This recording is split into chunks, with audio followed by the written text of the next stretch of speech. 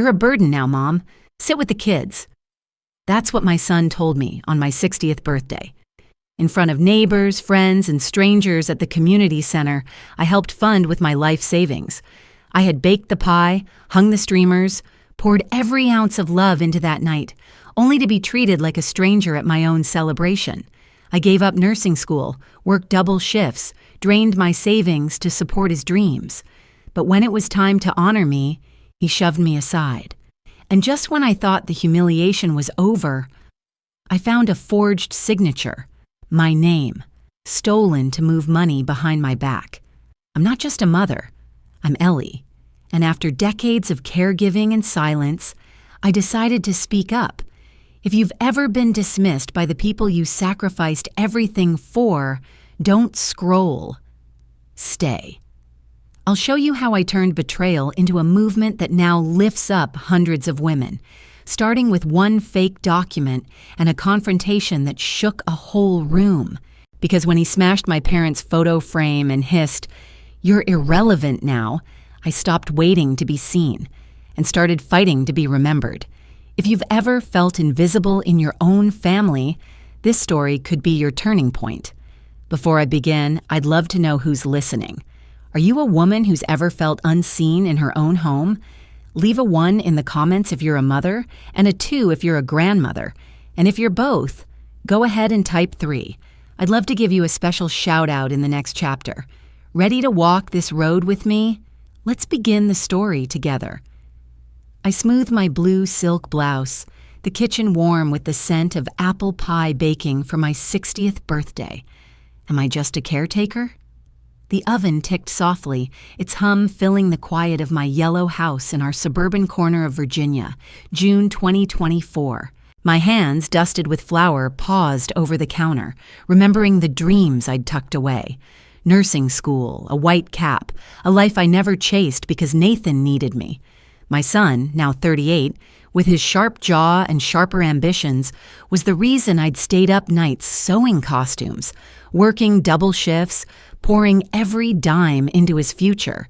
Today I hoped he'd see me, not just the mother who gave, but Ellie, a woman turning 60, still here, still hoping. The pie's crust bubbled golden, and I slid it onto the rack, the warmth brushing my cheeks. My phone buzzed, Nathan's name lighting the screen. My heart lifted, expecting a call, a laugh, maybe a "Happy birthday, Mom." Instead, an email. "Too busy to help with setup. See you tonight." The words were clipped, formal, like a business memo. I frowned, my fingers hovering. Busy? On my birthday?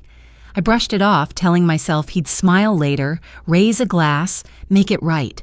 But the email's coldness lingered, a pinprick in my chest.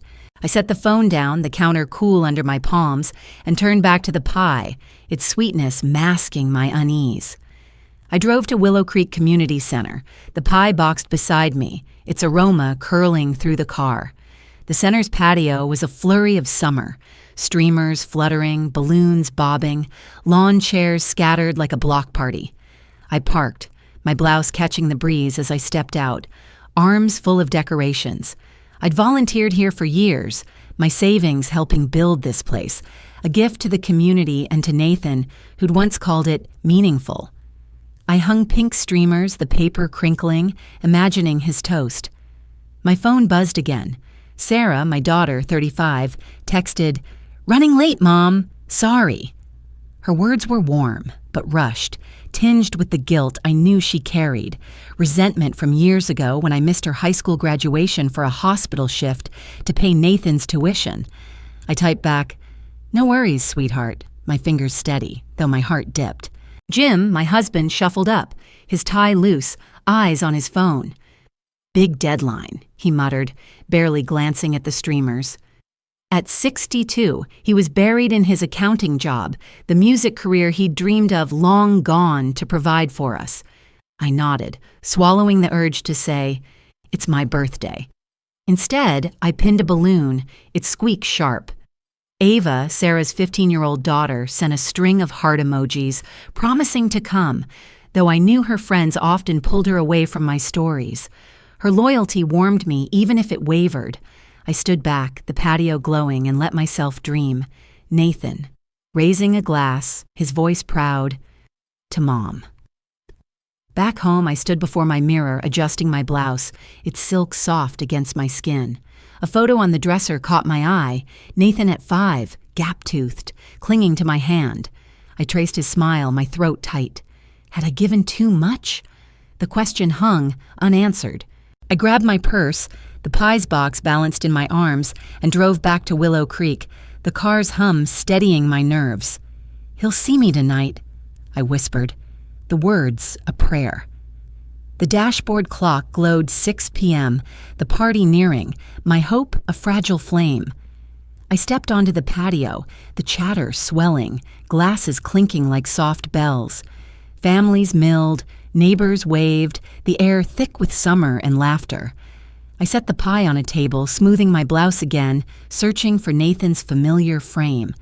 There he was, in a sharp blazer, laughing with a stranger, his back to me. My smile faltered, my hope flickering like a candle in the wind. He didn't turn, didn't wave, his voice carrying over the crowd, animated, distant. I took a step forward, my shoes scuffing the stone, but he kept talking, gesturing, ignoring me entirely. Why is Nathan ignoring me, whispering to that guest? The question gnawed, my fingers tightening on my purse strap. I stood, rooted, the patio's glow dimming, my birthday unfolding without me. Am I just a caretaker? The thought stung, a quiet wound as the party spun on, leaving me on its edge. Imagine spending your entire life giving, only to be told on your 60th birthday that you don't belong. Think that's the worst part? Not even close. But if you're still here, drop a 5 in the comments, because what happens next might break your heart wide open. Nathan's voice pierced the chatter. "Don't sit with us, sit with kids." My chest tightened.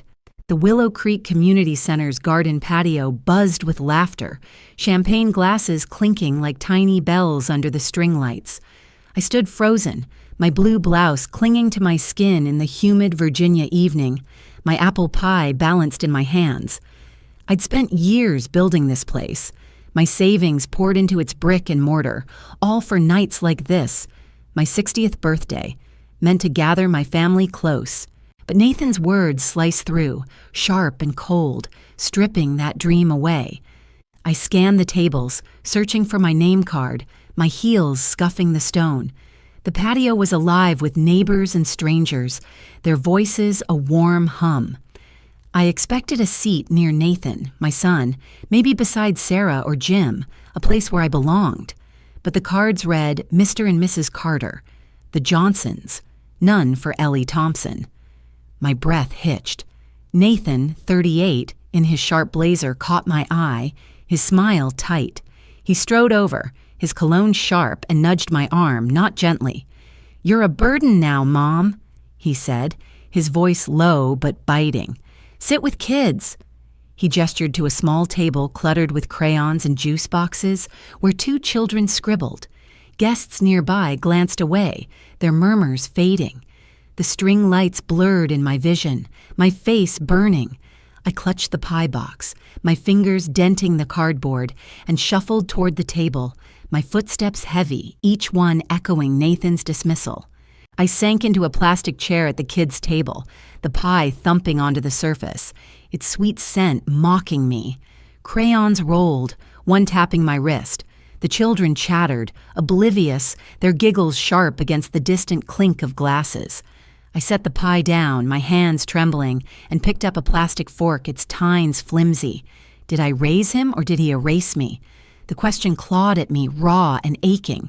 I'd given Nathan everything, nights on the couch so he could have a bedroom, my savings for his college, my dreams for his. Now I was a burden, shuffled to a corner like a forgotten guest. Sarah rushed in, her heels clicking, her face flushed. "I'm so sorry, Mom," she whispered, crouching beside me, her hand on my arm. At 35, she carried guilt from years ago when I missed her graduation for work to fund Nathan's tuition. Her eyes, wet with regret, searched mine. I forced a smile, my voice cracking. "It's okay, sweetheart." But it wasn't. Ava, Sarah's 15-year-old daughter, glanced over from a nearby table, her phone glowing, her brow furrowed. She wanted to come. I could tell, but hesitated, her thumbs still tapping. I murmured, "He didn't mean it," unconvinced, my fork bending under my grip. The patio's chatter swelled as Nathan raised his glass, his laugh sharp, cutting through the air. I watched from my corner, the kids' table isolating me like a spotlight. He stood tall, charming a cluster of guests, his voice smooth, ignoring me entirely. Jim, my husband, mingled nearby, his tie askew, lost in talk of spreadsheets, his accounting job consuming him. At 62, he barely saw me, his music dreams long buried to provide for us. I leaned forward, straining to hear Nathan, my pie untouched. His words drifted over, casual, chilling. "Downsizing's the plan." Downsizing? My fingers tightened on the fork, its plastic creaking. What was he planning? The chatter faded, the patio's glow dimming, my world narrowing to that word. I'd built this life, our yellow house, this center, for him, for all of them. Was it not enough? What does Nathan mean by downsizing? The question burned, my heart pounding as I sat, invisible at the kids' table. Did I raise him, or did he erase me? The night spun on, my birthday a hollow echo, Nathan's laughter ringing in my ears. Nathan's text glared on my phone. "Your sacrifices don't matter." My heart stung. I sat in Aunt Linda's crowded dining room, the clink of plates and hum of family chatter swirling around me. The suburban Virginia house was warm with the glow of a potluck dinner, platters of fried chicken and casseroles steaming on the table. A week after my 60th birthday disaster at Willow Creek, I'd hoped this gathering might mend things, that Nathan might soften, see me again.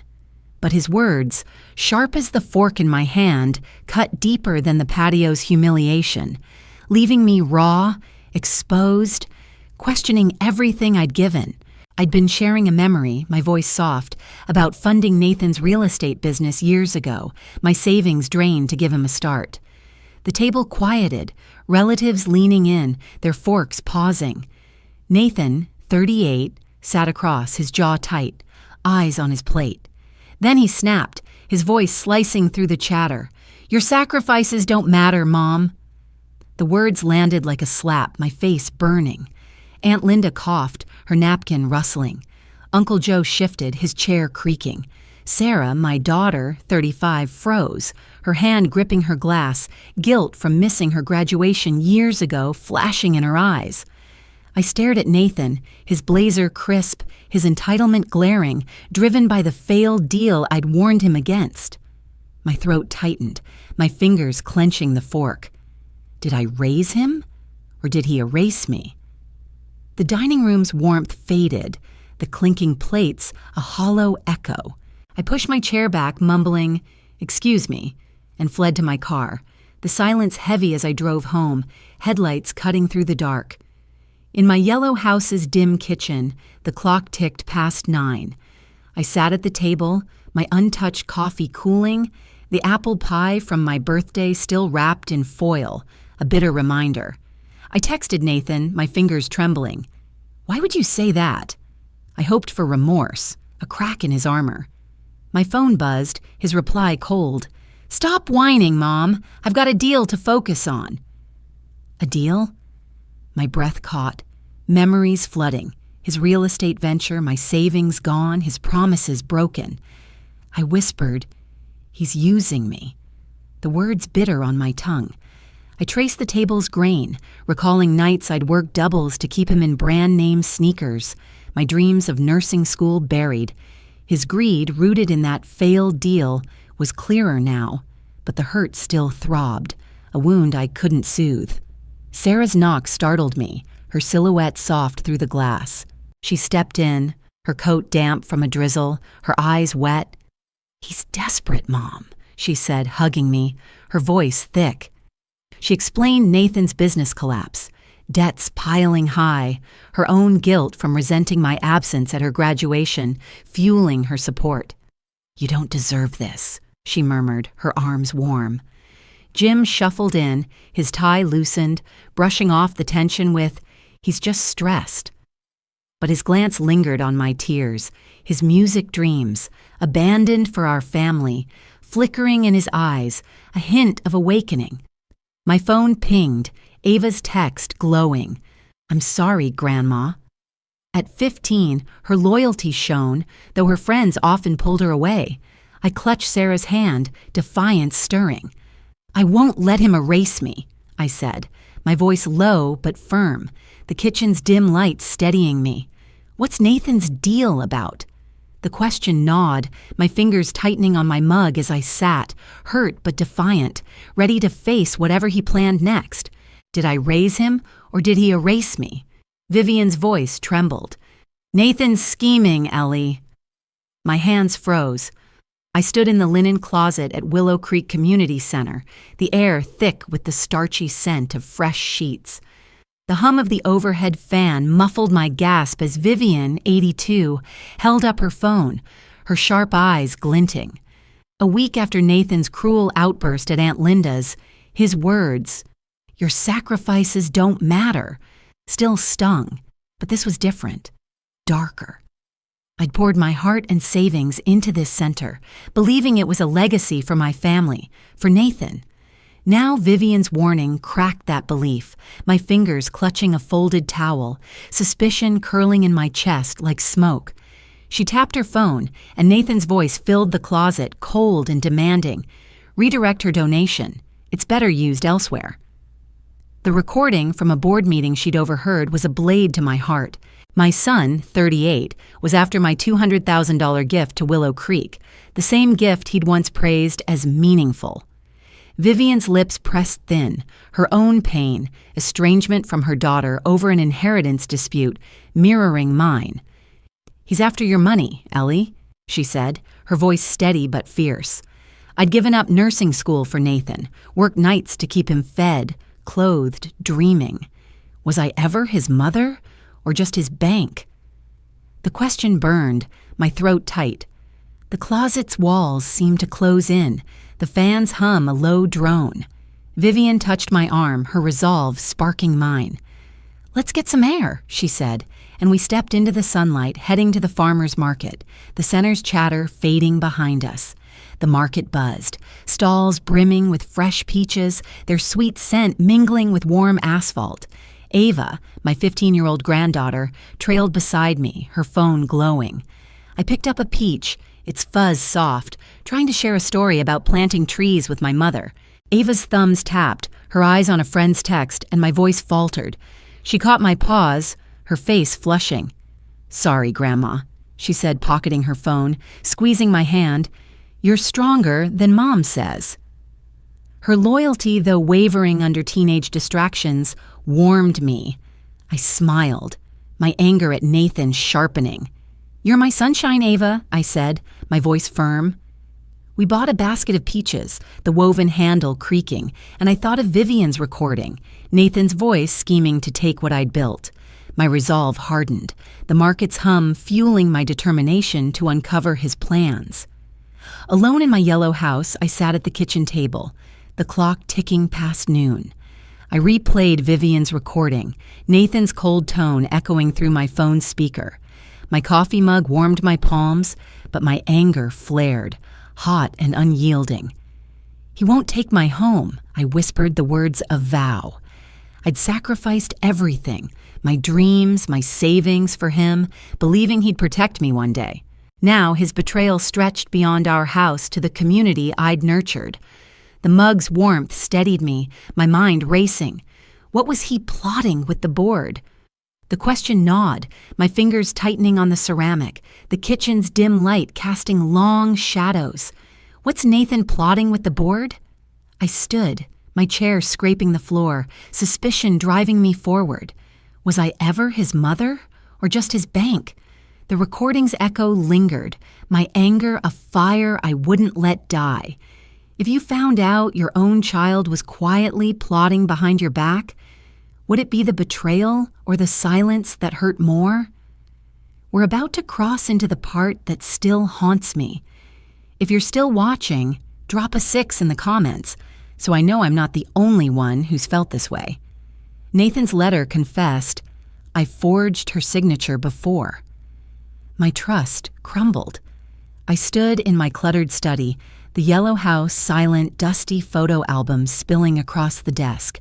The air was thick with the musty scent of old paper, my hands shaking as I held the damning words, scrawled in Nathan's sharp handwriting. A week after Vivian's recording revealed his scheming at Willow Creek's board, this was worse. A betrayal carved into paper, exposing a lie that stretched back years. I'd given up nursing school for Nathan, poured my life into his dreams. But now, at 60, I was a signature he'd stolen, a trust he'd shattered. I'd been sifting through papers, searching for clues to Nathan's plans, my fingers brushing old receipts and birthday cards. Then I found it, a property transfer document, tucked beneath a folder, paired with a letter to his lawyer. I forged her signature before, it read, detailing a loan I'd never approved, money siphoned for his failed real estate deal, the one I'd warned him against. My knees buckled, an album toppling, its pages flapping like broken wings. My breath hitched, the study's dim bulb flickering. Did I raise him, or did he erase me? The question seared, my fury blazing hotter than the hurt of his birthday dismissal or his dinner outburst. I stuffed the letter into my purse, its edges crumpling, and grabbed my keys, the desk's clutter a blur as I stormed out. The car's engine roared, the letter burning in my purse as I drove to Sarah's apartment, headlights slicing through the Virginia dusk. Sarah's cozy apartment glowed with soft lamplight, the scent of lavender candles curling through the air. She opened the door, her face falling at my expression, her teacher's cardigan slipping off one shoulder. "Mom, what's wrong?" she asked, guiding me to her couch, its cushions sinking under us. I pulled out the letter, my voice trembling as I read Nathan's confession. Sarah's eyes widened, then filled with tears. "I was wrong, Mom," she said, her voice breaking. She confessed, resenting me for missing her high school graduation when I'd worked double shifts to fund Nathan's tuition. "I thought you didn't care," she whispered, hugging me, her tears soaking my blouse. "Fight him, Mom. You're stronger than he knows." Her support, rooted in her own guilt, steadied me. My anger sharpened, my voice firm. He's gone too far. The candle's flame danced, Sarah's hand warm in mine, our bond mending in the quiet. Back in my study, the clock ticked past 10, the house's silence heavy. Jim shuffled in, his tie loosened, his accounting ledgers forgotten. He saw my red eyes, his brow furrowing. "What's wrong, Ellie?" he asked, his voice soft, a crack in his career-driven armor. I waved him off, clutching the letter, its mention of a board meeting deepening my resolve. "Nothing you'd understand," I muttered, my thoughts dark. "Nathan's not my son anymore," I thought, the words a knife in my chest. Jim lingered, his music dreams, sacrificed for our family, flickering in his hesitant gaze, but he left without another word. I sat, the letter's weight anchoring me, my fury a fire I wouldn't quench. What was Nathan hiding at the board meeting? The question pulsed, my fingers tracing the paper's edge, the study's shadows swallowing my hope. What's Nathan hiding at the board meeting? I stood, my chair scraping, fury driving me forward. Did I raise him, or did he erase me? Vivian warned, "Nathan's after your donation, too." My heart raced. I stood in Willow Creek Community Center's busy office, keyboards clicking like a restless pulse, the air sharp with toner and coffee. Days after finding Nathan's letter confessing his forgery, I thought I'd seen the depth of his betrayal, but this cut deeper. My $200,000 donation to this center, my gift to the community to Nathan's so-called meaningful vision, was now his target. At 60, I'd given up nursing school, my savings, my dreams for him, and now he was stealing my legacy, piece by piece. Vivian, 82, slid a folder across the desk, her hands steady despite her age. The board minutes inside confirmed Nathan's push to redirect my donation, his voice captured in cold print. It's better used elsewhere. Her eyes, sharp with the pain of her own daughter's estrangement over inheritance, met mine. "He's erasing you, Ellie," she said, her voice firm, a mentor's resolve igniting her words. I flipped open my old diary tucked in my purse and found an entry from Nathan's teenage years. Lies about money, excuses I'd forgiven. My jaw tightened, the diary's pages crinkling, the office's hum fading. Was I ever his mother, or just his bank? The question burned, my anger a live wire. Vivian nodded, her gray hair catching the light. "Let's walk," she said, and we stepped out, the office door clicking shut, the cool air of my garden waiting. In my yellow house's garden, dusk settled, leaves rustling in the breeze. Ava, 15, knelt beside me, her sneakers muddy, helping me weed around the roses. The scent of earth grounded me, but my mind churned with Nathan's deceit. I shared a story of planting these roses with my mother, my voice soft. Ava's phone buzzed, her eyes flicking to a friend's message, and she sighed, setting it aside. "I skipped a visit last week for a party," she admitted, her cheeks pink. "But you're my hero, Grandma." She hugged me, her arms tight, her loyalty shining through her teenage tug-of-war. "I won't let him win," I said, my resolve growing, the roses swaying like allies. Ava's words, rooted in her admiration, steadied me, the garden's cool air fueling my fight. We stood, dirt smudging our hands, the dusk light soft, my anger hardening into purpose. A week later, I paced my garden, diary in hand, the dusk fading to twilight. I'd called Bob Nguyen, my lawyer, scheduling a meeting to protect my legacy. At 50, Bob was steady, his voice calm over the phone, promising options. I flipped through the diary, Nathan's teenage lies, stolen cash, forged notes, mirroring his board manipulation now. "My legacy stays mine," I vowed, my voice low, the leaves rustling in agreement. The garden's shadows deepened, my fingers tracing the diary's worn cover, my resolve of fire no one could quench. What else was Nathan hiding? The question pulsed, my steps firm on the grass, the volunteer clipboards at Willow Creek flashing in my mind, symbols of the community he threatened. What else is Nathan hiding? I clutched the diary, my heart steady, ready to unravel his lies. Was I ever his mother, or just his bank? Nathan smashed my parents' photo frame, snarling, "You're irrelevant now." My heart shattered. The suburban coffee shop buzzed, mugs clinking, espresso steaming, but the air turned cold as glass splintered on the table. A week after learning Nathan's plan to redirect my Willow Creek donation, I'd come to confront him, the forgery letter in my purse a burning weight. At 60, I'd given up nursing school for him, my savings for his failed real estate deal, but his cruelty, first the birthday dismissal, then the dinner outburst, reached a new low. My hands trembled, the barista's glance fleeting, my fury a wildfire ready to consume. I'd sat across from Nathan, the shop's chalkboard menu blurring behind him. His blazer was crisp, his jaw tight, his greed, rooted in that deal I'd warned against, glinting in his eyes. I slid the letter across, my voice steady. "You forged my signature, Nathan. Why?" He scoffed, leaning back, his mug thumping. "You're irrelevant now, Mom," he spat, grabbing the photo frame from my purse, a cherished memento of my parents. He smashed it, glass spraying, his voice venomous. My breath caught, shards glinting under the shop's lights. Did I raise him, or did he erase me? The question roared, my chest heaving, the clinking mugs fading.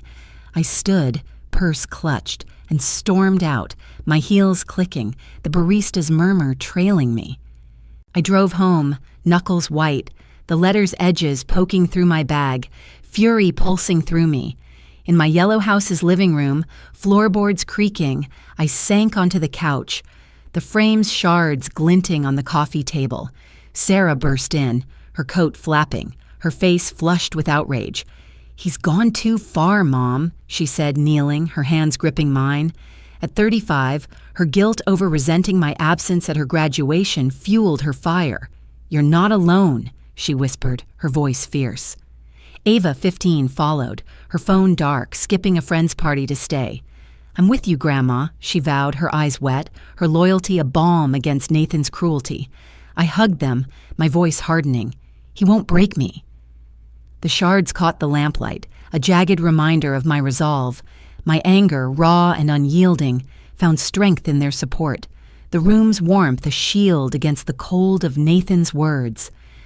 Jim shuffled in, his tie loose, his accounting ledgers forgotten. He overheard Sarah's words, his music dreams, sacrificed for our family, flashing in his eyes. "I'm here," he mumbled, touching my shoulder, his concern a crack in his career-driven shell. I nodded, my gaze falling to my phone, where Nathan's email to his lawyer glowed. Expedite the transfer. Why was he so sure he'd win? My resolve blazed, my fingers tightening. I paced, floorboards creaking, planning my next move. He thinks I'm weak, I thought, my voice a low growl, the living room's shadows lengthening. Sarah and Ava watched, their faces fierce. Jim lingering, my family's fragments knitting together against Nathan's greed. Why is Nathan so sure he'll win? I clutched my phone, the email's words searing, my defiance a fire no one could quench. Did I raise him, or did he erase me? I slid fake documents into my drawer, my trap for Nathan set. He'd never suspect me. The polished desk in Bob Nguyen's law office gleamed, a ticking clock marking the seconds as I crafted my plan. Days after Nathan smashed my parents' photo frame, snarling, "You're irrelevant now," his cruelty had pushed me to the edge. At 60, I'd sacrificed nursing school, my savings, my dreams for him, only to face his forgery, his scheming, his threat to steal my legacy. Now, in this quiet Virginia office, I was no longer the mother who waited, hoped, forgave. My resolve was a steel thread, weaving through my anger, ready to outsmart the son who thought me weak. Bob, 50, sat across, his tie neat, his voice calm. "You're sure about this, Ellie?" he asked, pen poised over my new will. I nodded, my hands steady, laying out my vision. The Quiet Chair Project, a scholarship for women over 60, erased by their families, like me. Every asset, my yellow house, my savings, my Willow Creek donation, would fund it, cutting Nathan out. "And these," I said, tapping a stack of fake documents crafted to mimic a property transfer. "He'll think he's won." Bob's eyes flickered with respect, his professionalism anchoring me. The clock's tick was a metronome, grounding my focus. "Smart move," he murmured, handing me the papers. I tucked them into my purse, the leather creaking, and stepped out, the office's hum fading. I walked to my garden, the papers a secret weight, the summer air warm with the scent of blooming hydrangeas. In my garden, hydrangeas swayed, their petals soft under the noon sun. Sarah and Ava sat cross-legged on the grass, laptops open, researching scholarship recipients. Sarah, 35, her teacher's braids swinging, scrolled through profiles. Her loyalty, born from guilt over resenting my absence at her graduation, shining. "This woman lost her home to her son," she said, her voice thick. Ava, 15, nodded, her phone dark, her admiration for me clear. "You're saving them, Grandma," she said, her voice bright, her teenage distractions forgotten. Jim joined us, his tie gone, his accounting ledgers left behind. "I should have seen your strength, Ellie," he confessed, his music dreams, sacrificed for our family, haunting his eyes. His remorse warmed me, his hand brushing mine. I smiled, but my pulse quickened as I overheard Nathan's voice on a call, drifting from my open window. Final steps are set. Was I ever his mother, or just his bank? The question stung, my anger flaring, his threat to expel me. "Move out, or I'll make you," echoing in my mind. I gripped my purse, the fake documents inside, my strategy sharpening. The bird feeders swayed, the garden's hum fueling my resolve. 2 days later, I stood in my study, the house quiet, the scent of roses drifting through the window. I hid the fake documents in a drawer, their edges crisp, designed to lure Nathan into my trap. His expulsion threat replayed, a venomous promise I'd turn against him. I watered my roses, the hoses spray cool, whispering, "This is my home." My resolve was unshakable, a fire tempered by Sarah's pride, Ava's enthusiasm, Jim's awakening. Bob's legal aid had armed me, his steady voice a lifeline. I set the hose down, the garden scent calming me, my plan a shield against Nathan's greed. The roses stood tall, their thorns a silent vow. I would not yield. Will Nathan fall for my trap? I closed the drawer, my fingers steady, the question pulsing. Was I ever his mother, or just his bank? Nathan's note bragged, "Meeting tomorrow to seal it." He thought he'd won, but I was ready. I stood in Willow Creek Community Center's quiet meeting room, soft chairs creaking under us, my new will a secret weapon in my hands. Days after hiding fake documents to trap Nathan, his arrogance, forging my signature, smashing my parents' frame, threatening to expel me, had fueled my resolve. At 60, I'd given up nursing school, my savings, my heart for him, only to face his greed. Now, surrounded by my allies, I was no longer the mother he dismissed. My confidence soared, a fire kindled by their support, ready to redefine my family. Sarah, Jim, Vivian, and Ava sat close, their faces lit by the room's warm lamps. I spread the will on the table, my voice firm. Everything, house, savings, Willow Creek donation, goes to the Quiet Chair Project for women erased by their families. Sarah, 35, her eyes bright with pride, squeezed my hand, her loyalty born from guilt over resenting my absence at her graduation. Jim, 62, nodded, his tie gone, his music dreams, sacrificed for us, fueling his steadfast support. Vivian, 82, leaned forward, her gray hair catching the light. "You're stronger than I was," she said, sharing her daughter's betrayal over inheritance, her voice a mentor's triumph. Ava, 15, grinned, her phone dark, her admiration shining. "You're epic, Grandma," she said, her inspired energy lifting us. The chairs creaked, my heart steady. Did I raise him, or did he erase me? The question lingered, but my resolve drowned it out. We planned a family gathering to confront Nathan, the room's hum a quiet ally. I gathered my papers, the will's weight grounding me, and we headed to my kitchen, the center's doors clicking shut behind us. 2 days later, my yellow house's kitchen glowed, fresh-baked cookies filling the air with vanilla warmth. Sarah pored over gathering details, her laptop humming, her determination fierce. Ava sketched a lawn sign idea, Ellie's home, her marker squeaking, her enthusiasm infectious. Jim stirred coffee, his remorse soft in his voice. "I'm with you, Ellie." Vivian nibbled a cookie, quipping, "Nathan's in for a surprise." Then a note slid under my door, Nathan's handwriting bold. "This is to help you simplify, Mom. Meeting tomorrow." His justification was a lie, his manipulative arrogance enraging. I scoffed. "He's lying." My voice sharp, the cookie aroma steadying me. Sarah's jaw tightened. Ava's marker paused. Jim's mug clinked. Vivian's eyes narrowed. My ally's laughter, warm and fierce, lifted my spirit. The kitchen a fortress against Nathan's deceit. I crumpled the note, my anger a controlled blaze, ready to burn his plan to ash. I sat at the table. My reply to Nathan typed, "See you there."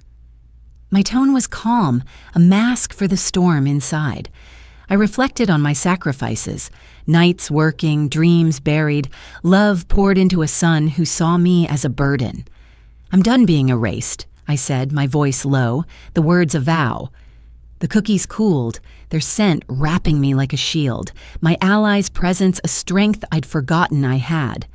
I leaned back, my chair creaking, my confidence unshakable. Nathan's note, claiming to help, was a final insult, but I was no longer the mother he underestimated. How will Nathan react when I expose him? I set my phone down, the note's words fading, my resolve a fire ready to flare. Did I raise him, or did he erase me? I raised Nathan's letter high. You forged my name. The crowd gasped. Willow Creek Community Center's festive hall, strung with twinkling lights, fell silent, folding tables laden with potluck dishes forgotten. I stood tall, my blue blouse crisp, the forgery letter trembling in my hand. Last night's plan with my allies, Sarah, Jim, Vivian, Ava, had steeled me, my fake documents luring Nathan to this moment. At 60, I'd given up nursing school, my savings, my heart for him, only to face his greed, his insults, his shattered frame of my parents' photo. Now I was done being erased, my voice afire, my liberation blazing. Nathan, 38, stood at the podium, his blazer rumpled, his smug speech about community growth cut short. I stepped forward, the floor creaking, and pressed play on Ava's phone, her recording of Nathan's voice booming. She's irrelevant now.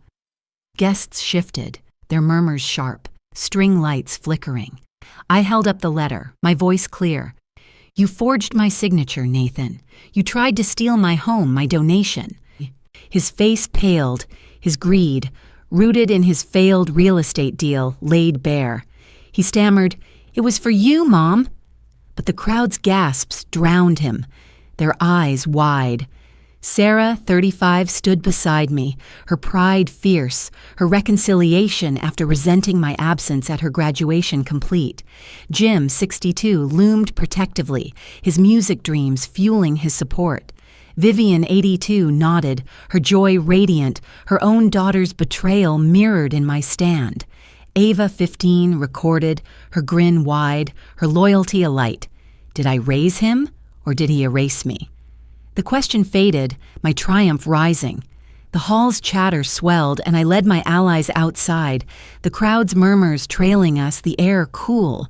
On the patio, I faced the gathering, my breath steady. I'm starting the Quiet Chair Project, I declared, a scholarship for women over 60 erased by their families. I cut Nathan's financial ties, my voice unwavering. Sarah hugged me, whispering, "You're unstoppable, Mom." Jim stood tall, his hand on my shoulder.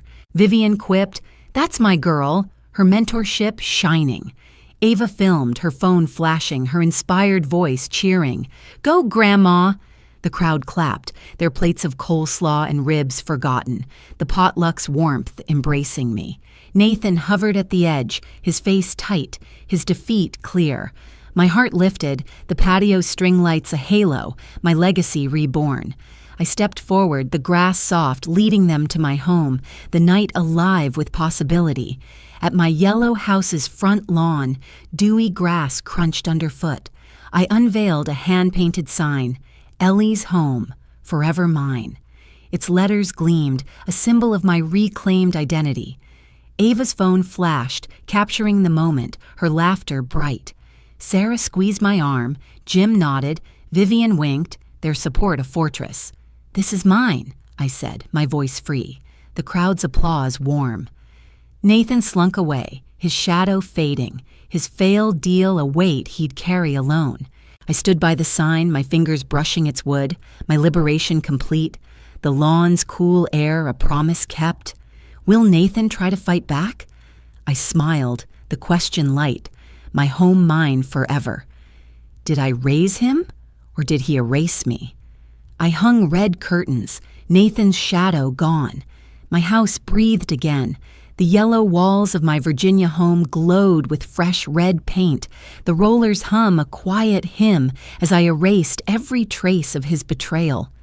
A week after exposing Nathan's forgery at Willow Creek, his voice, "You're irrelevant now," and his shattered frame of my parents' photo faded, replaced by triumph.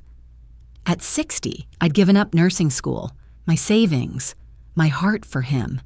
But now, my liberation was a warm pulse, my home mine again. I stepped back, the curtain swaying, my heart light, ready to build a new legacy. Vivian, 82, twirled in the living room, jazz crackling from the radio, her laughter bright. "You're a firecracker, Ellie," she said, her gray hair bouncing, her resilience forged through her daughter's estrangement, lifting me. I grinned, paint flecking my hands, the music's rhythm a celebration. My Quiet Chair project, a scholarship for women erased by families, was launching today. My assets, house, savings, Willow Creek donation, its foundation. Nathan's regretful text, "I'm sorry, Mom," sat unanswered on my phone, his defeat a quiet shift I didn't need to acknowledge. Was I always enough? Just unseen? The question settled softly, my triumph complete. I grabbed my keys, the paint roller clinking in its tray, and we drove to Willow Creek, jazz fading, the summer air warm through the window. In Willow Creek's community room, coffee urns steamed, warm rolls piled high for a potluck. I stood at the front, welcoming Quiet Chair project recipients, their faces lined with stories like mine. Sarah, 35, managed logistics, her clipboard rustling, her devotion, born from guilt over her graduation resentment, unwavering. "You've changed us, Mom," she whispered, her eyes shining. Ava, 15, handed out flyers, her phone tucked away, her inspiration fueling her volunteer role. "This is huge, Grandma," she said, her voice hopeful, a leader emerging. Jim, 62, greeted guests, his tie gone, his engagement rooted in his music sacrifice, full-hearted. He squeezed my hand, murmuring, "Proud of you." Recipients shared tales of lost homes, forgotten love, their voices weaving a tapestry of resilience. I nodded, my throat tight, the room alive with coffee's aroma and shared hope, the potluck's warmth, a new family. Back home, I knelt in my garden, planting basil, the soil cool under my fingers. The Ellie's home forever mine sign gleamed, its wood a quiet vow. Nathan's text lingered, unanswered, his forgery, frame-breaking and expulsion threat resolved, a ghost I'd banished. "I'm enough," I murmured, patting the earth, my piece complete. Vivian's wisdom, Sarah's bond, Ava's growth, Jim's love. They were my legacy now, stronger than Nathan's greed. The basil's scent rose, the garden's hum a lullaby, my home a haven. I stood, brushing dirt from my hands, the sign's shadow long, my fulfillment a steady glow. Who will carry Ellie's project forward? I smiled, the basil sprouting, my future bright. Was I always enough, just unseen? Sunlight warmed my roses, my sign proud. Ellie's home. I was whole. I sat in my yellow house's garden, coffee steaming in my mug, the air sweet with blooming roses. Weeks after exposing Nathan's forgery at Willow Creek, his shadow, his insults, his shattered frame, his greed had vanished. At 60, I'd given up nursing school, my savings, my dreams for him. But now, my liberation was complete, my peace a quiet glow.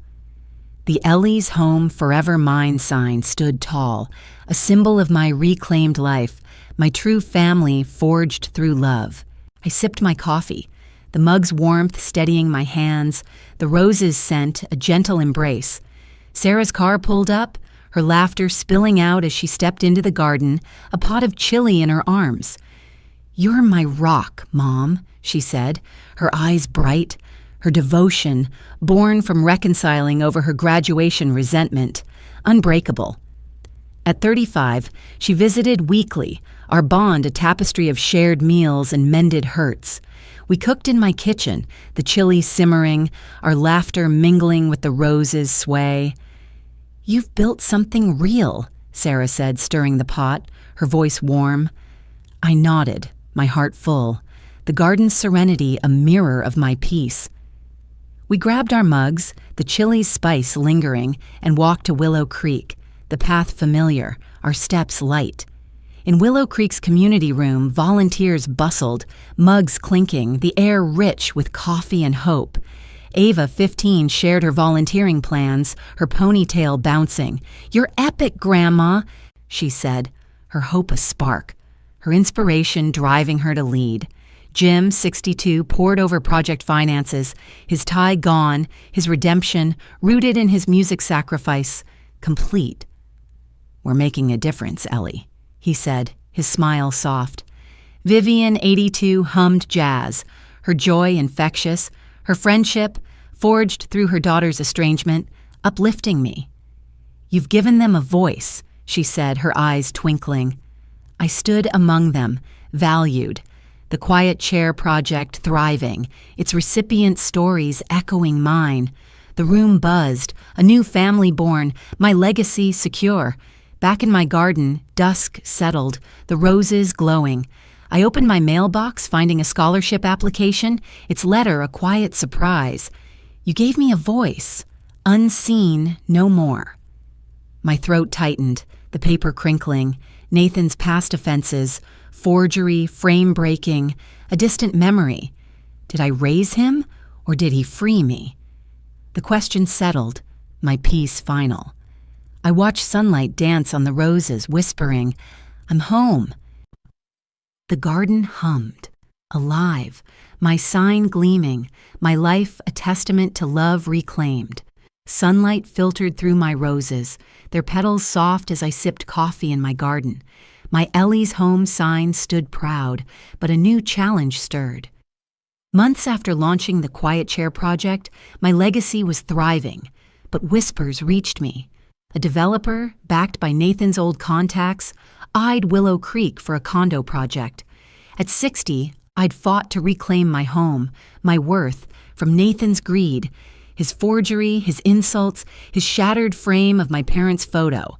Now my peace was tested again, my heart racing with a familiar fire. Was I still enough to protect what I'd built? I set my mug down, its clink sharp on the garden table, the scent of basil curling up. My phone buzzed, a text from Ava, 15, brimming with hope. "Grandma, we're planning a rally for Willow Creek."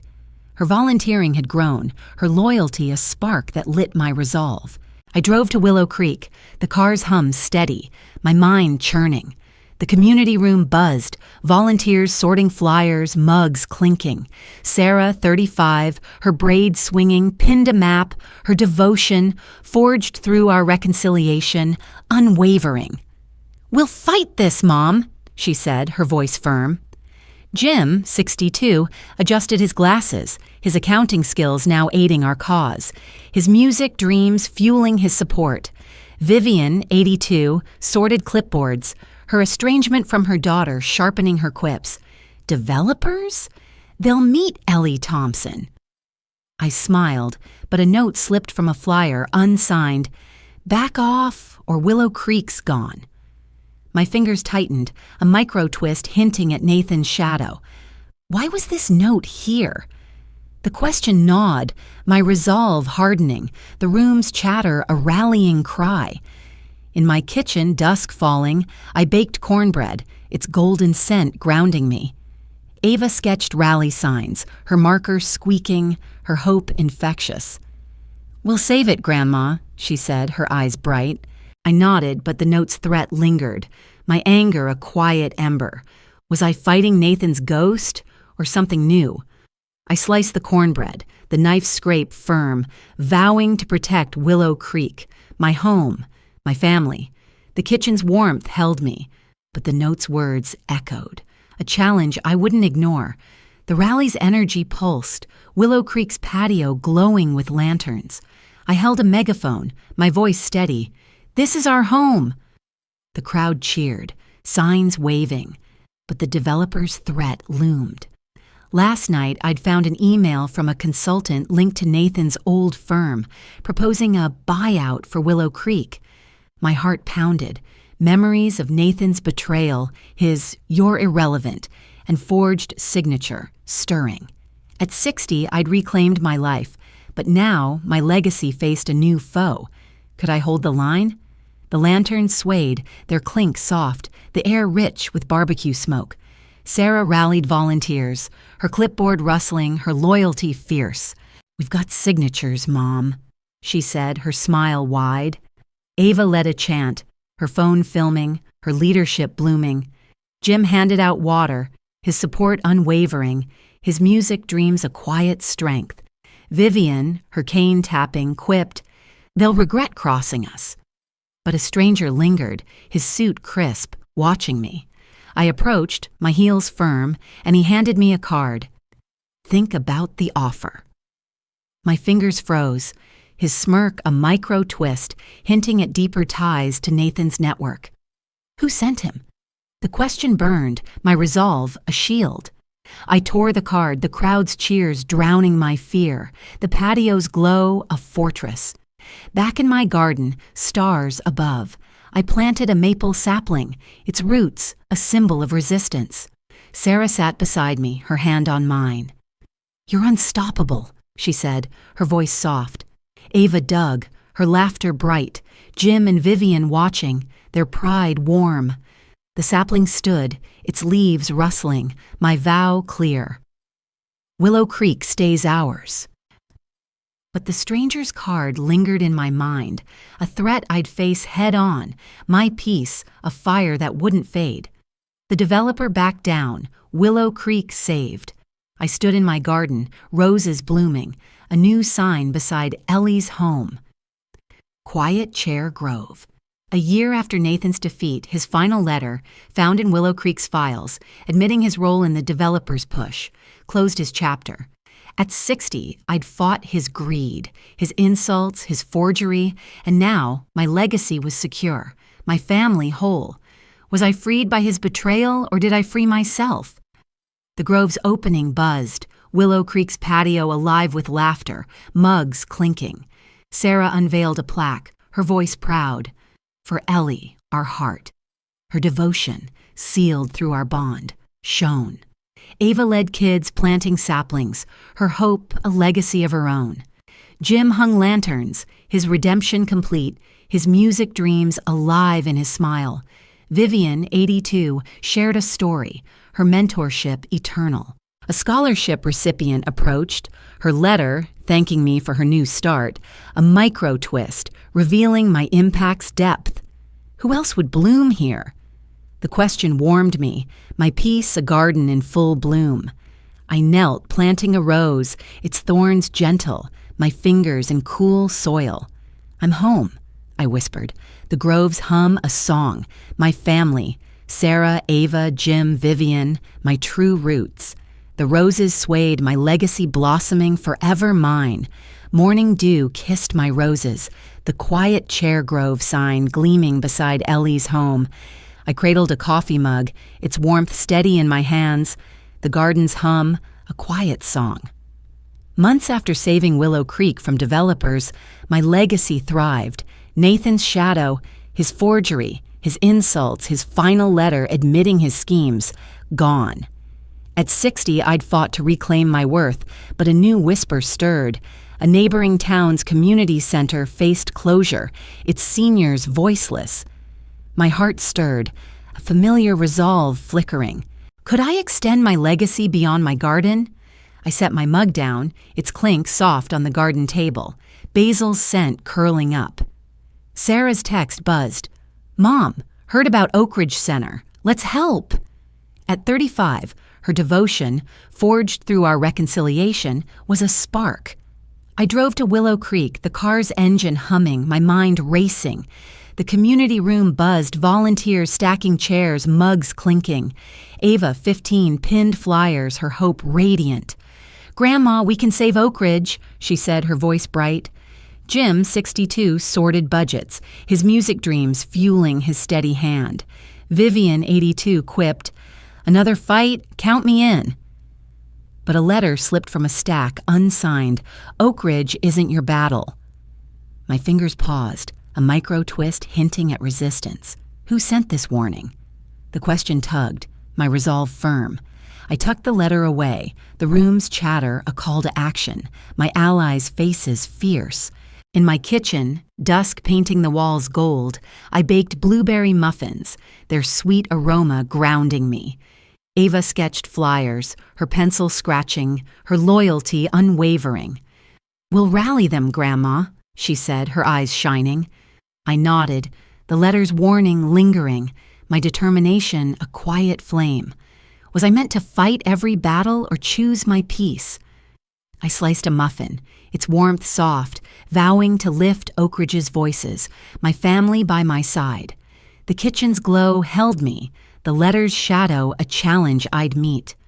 Oak Ridge's community center stood, saved by our rally. I knelt in my garden, planting lavender, the Quiet Chair Grove sign joined by Oak Ridge Haven. A year after Nathan's defeat, a new letter from an Oak Ridge senior thanking me for her renewed purpose sealed my triumph. At 60, I'd overcome his greed, his "you're irrelevant," and forged signature, my family whole. Did I fight for them or for me? The rally's echo lingered, Willow Creek's patio alive with clinking mugs, laughter warm. Sarah hung a banner, her voice proud. For Ellie, our voice. Her bond, rooted in our mended past, glowed. Ava led a planting, her laughter bright, her future bright. Jim adjusted lights, his redemption a quiet song, his music dreams alive. Vivian, 82, shared a tale, her mentorship a gift. The senior's letter, a micro twist, revealed my reach. You gave us home. Who else would I lift? I smiled my peace deep. The lavender's scent a vow. I stood, soil on my hands, roses swaying. I'm home, I whispered. The grove's hum eternal, my family, Sarah, Ava, Jim, Vivian, my roots. The lavender bloomed, my legacy a garden of voices, forever mine. As I stood in my garden, the lavender's scent mingling with the hum of my thriving, quiet chair grove, I felt a peace I'd fought for, my home and heart whole at last. From Nathan's crushing dismissal at my 60th birthday, "You're a burden now," to his forgery and schemes, I reclaimed my worth, not just for me, but for women erased by those they loved.